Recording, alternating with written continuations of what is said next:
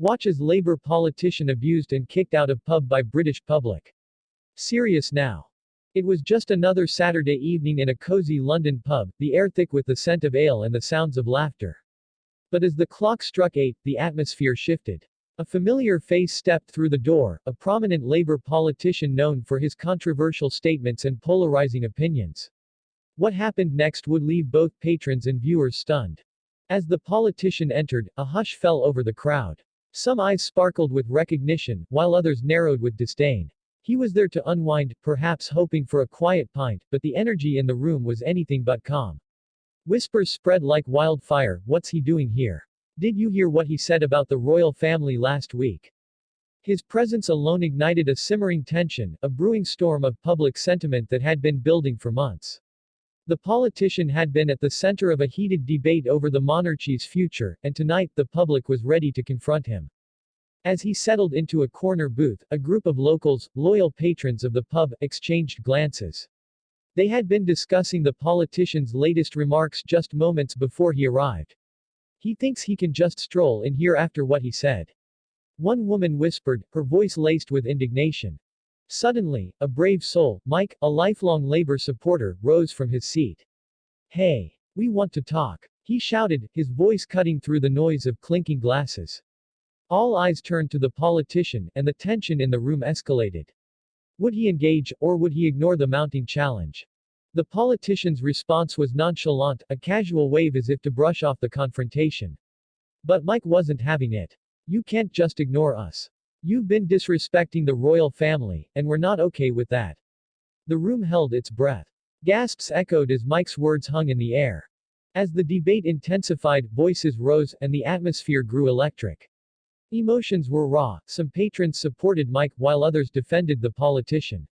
The pub transformed into a battleground of ideas, with every word exchanged fueling the fire. Just when it seemed the argument would reach a stalemate, a woman in the back shouted, "You're not one of us. You don't understand our values." The crowd erupted in agreement, a chorus of voices demanding accountability. The politician's expression shifted, revealing a flicker of frustration. Perhaps he hadn't anticipated such a passionate backlash. As drinks were raised and tempers flared, the tension culminated in a moment that would be talked about for weeks.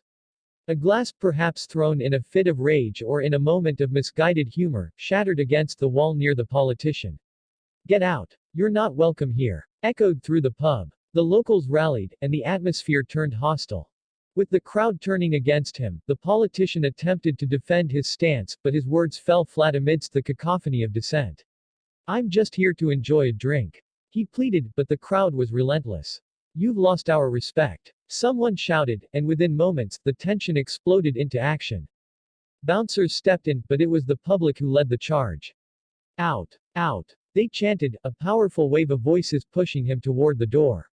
The politician, flustered and red-faced, stumbled backward, a look of disbelief etched on his face as he was escorted out of the pub. As he left, the pub erupted in applause, but the moment was bittersweet. The incident sparked heated discussions online and in the media.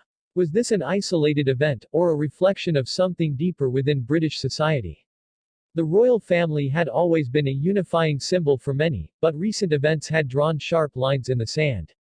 In the days that followed, social media buzzed with debates. Supporters praised the patrons for standing up, while others criticized the mob mentality.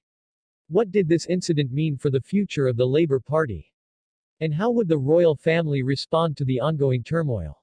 As the dust settled, one question lingered: what does this mean for the relationship between politicians and the public? The incident at the pub had ignited a firestorm of dialogue and dissent, leaving viewers eager to discover what would happen next. Stay tuned as the saga unfolds. Will the politician address the backlash? How will this impact the Labour Party's stance on the monarchy? And, most importantly, what does it mean for the future of British politics? Only time will tell, but one thing is certain: the public's voice is louder than ever.